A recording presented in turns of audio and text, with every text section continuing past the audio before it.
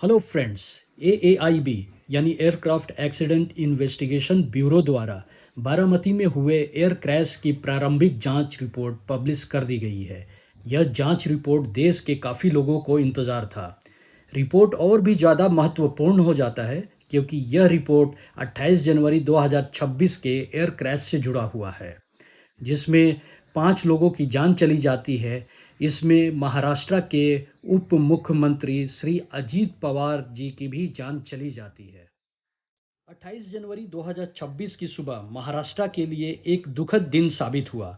उस दिन एक निजी चार्टर विमान लियर जेट 45XR, जिसका रजिस्ट्रेशन मार्किंग विक्टर टैंगो सेरा सेरा किलो था, मुंबई से बारामती की ओर उड़ान भर रहा था।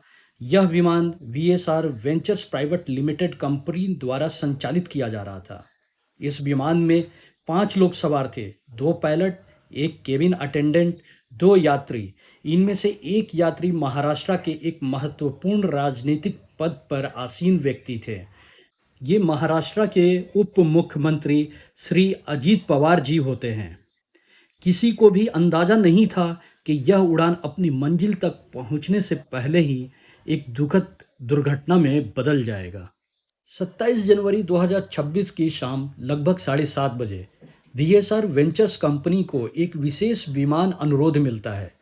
उन्हें अगले दिन सुबह मुंबई बारामती तक एक चार्टर उड़ान की व्यवस्था करनी थी। यह एक वीआईपी उड़ान थी, इसीलिए सारी तैयारियां तेजी से शुरू कर दी गई।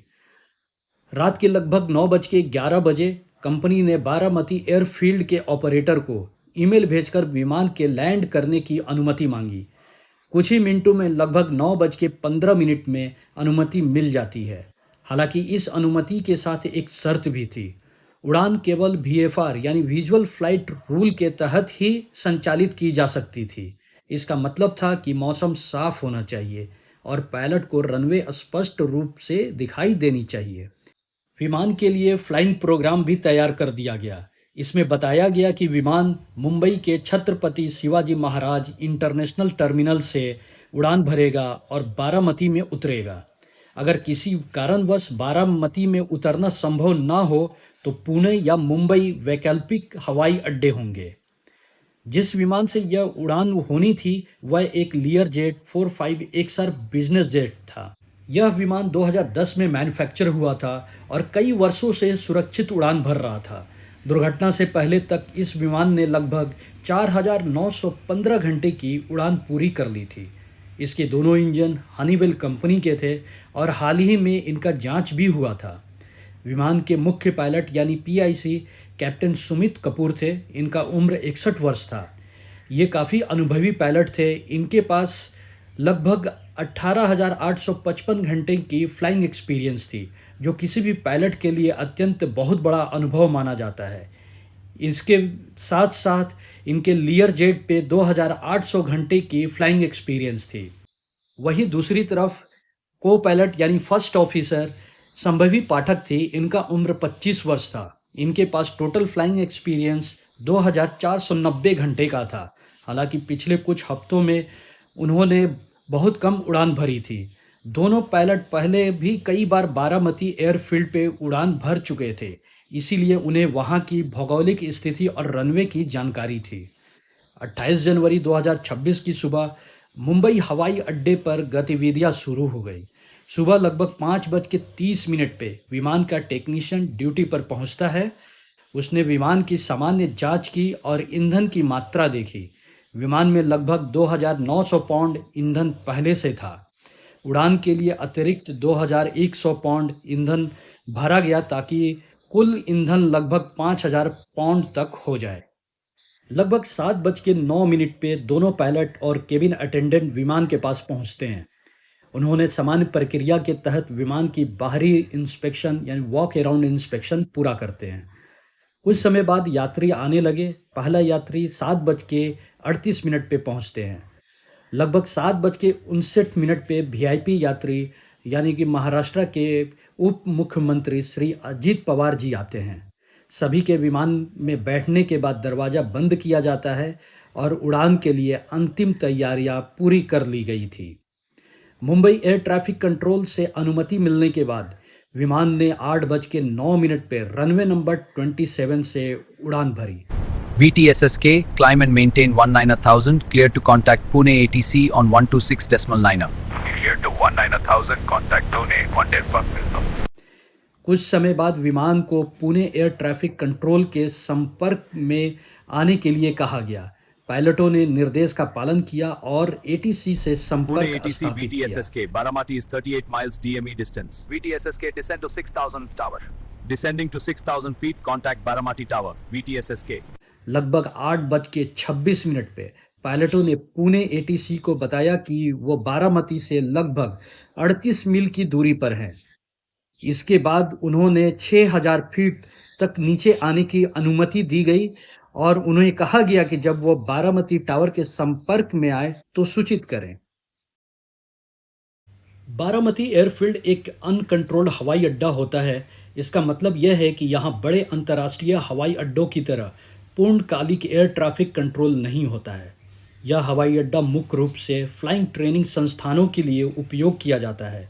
यहाँ दो प्रमुख प्रशिक्षण संस्थान हैं, कार्वर एविएशन और रेडबर्ड फ्लाइंग ट्रेनिंग एकेडमी। यहाँ एक ही रनवे है जिसकी दिशा 1129 है और लंबाई लगभग 7,710 फीट है। हालांकि जांच में यह भी सामने आया है कि हवाई अड्डे में कई बुनियादी सुविधाएं की कमी थी, जैसे आधुनिक नेविगेशन उपकरण का ना होना, रनवे की मार्किंग फेडेड हो जाना, फीका हो जाना। केवल 2 विंड सॉक्स थे।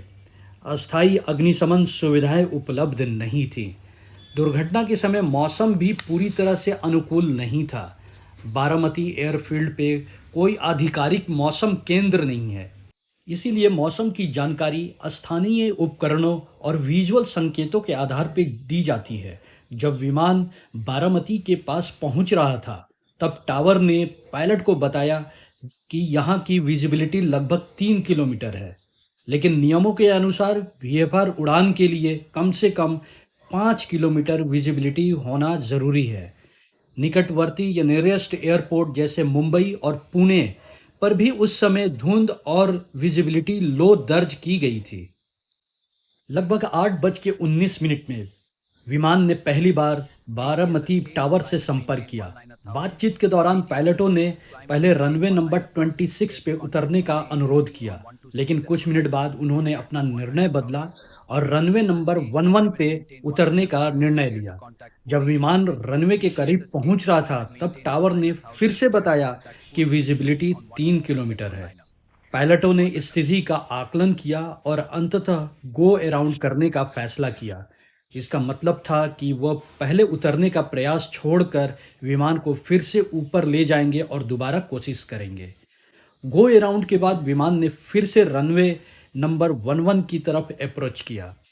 टावर ने पायलटों से पूछा कि क्या उन्हें रनवे दिखाई दे रहा है। कुछ समय बाद पायलटों ने बताया कि उन्हें रनवे दिखाई दे रहा है। टावर ने तुरंत कहा, runway 11 clear to land, wind calm. अब सब कुछ सामान्य लग रहा था, लेकिन अचानक रेडियो पर एक घबराई हुई आवाज़ सुनाई देती है। कॉकपिट से पायलट की आवाज़ आई, ओ सिट, ओ सिट। यह पायलट के अंतिम शब्द थे। कुछ ही सेकंड बाद विमान रनवे से लगभग 50 मीटर लेफ्ट की ओर जमीन से टकरा जाता है। पास में एक गांव में लगे सीसीटीवी कैमरे में ये दुर्घटना का दृश्य रिकॉर्ड हो जाता है। वीडियो में देखा गया कि विमान जमीन से टकराने से पहले राइट की ओर झुक गया था। विमान पहले पेड़ से टकराता है और फिर जमीन से टकराता है।